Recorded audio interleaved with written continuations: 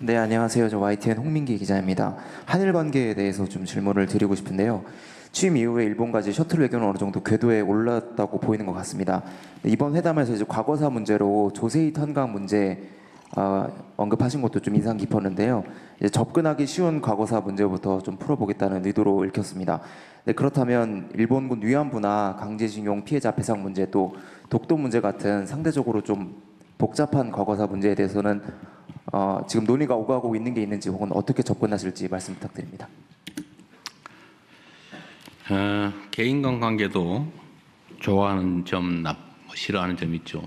애인 사이에서도 싫은 점 있잖아요. 아유, 저건 정말 고쳤으면 좋겠는데 가끔씩 그게 너무 드러나서 싸움하기도 하고 헤어지기도 하고. 근데 사람 관계도 그런 것처럼 국가 간 관계는 더 복잡하고 다면적이고 다층적이죠. 좋은 점도 있고 나쁜 점도 있고 협력해야 될 점도 있고 규명해야 될 점도 있고 싸워야 될 점도 있고 또 같이 웃어야 될 점도 있고 그렇죠. 근데 여튼 한일 관계든 뭐 한중 관계든 뭐 어떤 관계든 간에 좋은 측면들을 잘 키워가고 유익한 점들을 더 확대 발전시키고 좀 부정적인 측면, 좀 어려운 측면들은 잘 관리하는 게 중요합니다. 한쪽에 매달려가지고 다른 쪽을 희생시킬 필요는 없죠. 근데 정치를 하다 보면 그런 유혹이 많아져요.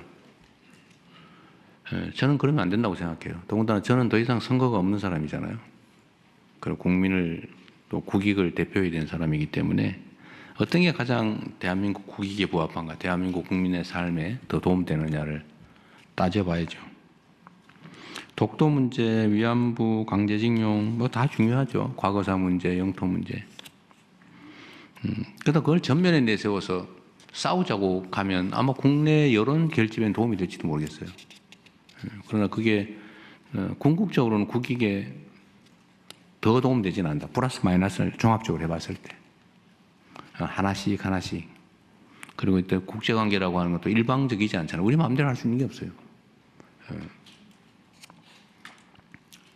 그러면은 상대가 용인할 만한 또 수용할 수 있는 문제를 조금씩 해결해 가는 게 좋죠.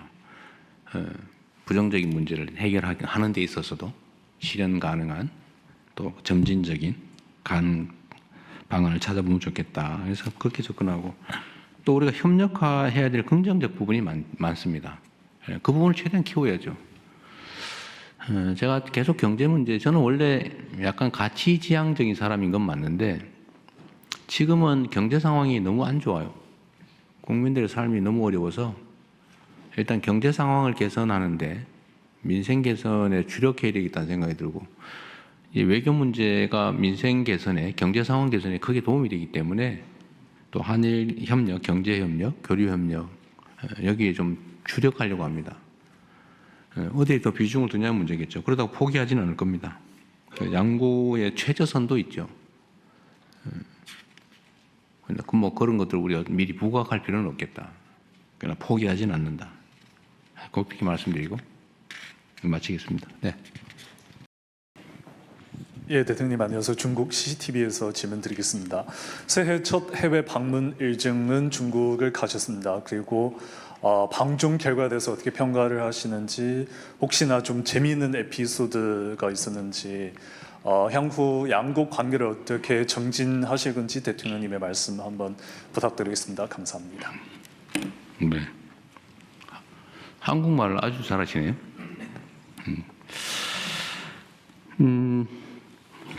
제가 이제 작년 취임한 이후에 외국 정상들을 만난 게 한 50개국 된다고 그래요. 맞나 모르겠네. 뭐 그렇다고 그래요. 뭐 이래저래 뭐 만난 게. 그 중에 이제 시간을 가지고 긴 시간을 가지고 정상회담을 한 경우는 그리 많지는 않죠. 이번 방중에서 시진핑 주석과 회담은 참 유익했다고 생각합니다. 그리고 방중 과정에서 중국 정부가 매우 잘 준비해서 이렇게 환대해 준 것들이 우리 대한민국 국민들께서도 다 목도를 했고 또 중국 인민들도 함께 본 장면인데 양국 간의 관계 개선에 큰 전기가 됐다고 생각합니다. 뭐 여러 가지 현안들이 있긴 한데 뭐 국가 간에 좋은 측면만 있을 수는 없고 갈등적 요소도 분명히 있죠. 이런 갈등적 요소들도 잘 관리할 수 있을 거라는 확신도 들었습니다. 그리고 양국 간의 관계의 새로운 설정을 통해서 중국에게도 한국에게도 모두 도움이 되는 협력 방안도 얼마든지 만들 수 있겠다는 생각이 들었습니다. 뭐 여러 가지 면이 있죠. 경제 협력도 있겠고요. 외교 안보 분야의 협력도 중요합니다. 뭐 신뢰도 계속 제고해 나가야 되고, 예를 들면 지금 협의 중인 우리 황해에서의 수색 구조 합동 훈련 뭐 이런 것도 저는 해야 된다고 생각해요. 그리고 어떤 일이 벌어질지 모르는데, 그래서 군사 안보 분야의 협력도 신뢰 제고도 가능하게 됐다는 생각이 들고, 또 문화 교류나 또 관광 등을 통한 인적 교류도 매우 지평이 넓어졌다고 생각이 됩니다.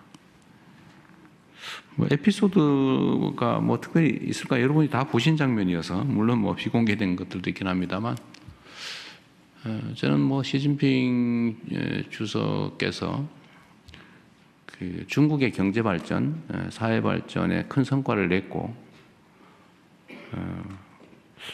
또 뛰어난 지도자라는 생각을 하게 됐습니다. 생각하는 것보다 일반적으로 보여지는 것보다는 매우 인간적이고 생각보다 농담도 잘 하시고 아주 좋은 정상회담이었다고 생각합니다. 질문 기회 주셔서 감사합니다. 일본 교도통신의 나가오 기자라고 합니다. 한일 관계 아까 질문 하나 남았습니다만 추가로 하나, 13일 날에 그 일본 나라에서 개최된 그 한일 정상회담에서 그 대통령께서 가장 큰 성과가 무엇이라고 생각하시는지 하나 여쭙고 싶고, 그리고 그 타이밍에서 일본 정치 상황이 약간 그 중의원 국회 해산이 결정되는 타이밍과 겹치기도 했습니다. 그래서 대통령께서 지금 일본의 정치 상황을 어떻게 바라보고 계시는지 하고, 앞으로 한일 관계를 안전적으로 유지하기 위해서 어떤 노력이 필요한지 어떻게 생각하시는지 좀 여쭙고 싶습니다. 네. 감사합니다. 일본 정치의 상황은 그냥 잘 보고 있습니다.